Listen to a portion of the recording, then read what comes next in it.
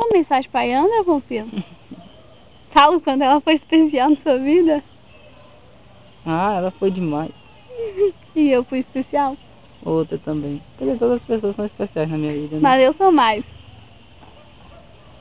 Não sou? Rapaz, se eu dizer que é, eu tô mentindo. Todas as pessoas são especiais na minha vida. Ah, meu Deus do céu. A bichinha. Tão nova. Amor. Tão nova. Oh, meu Deus, eu não tô filmando sua cabeça não, sou idiota.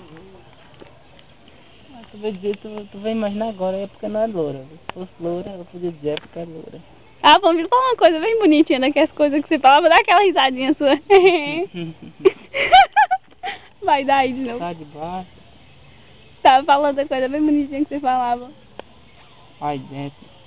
Quem mais que você falava que era tão bonitinho? Ah, meu Deus do céu. Isso também, outra coisa. Para, moça.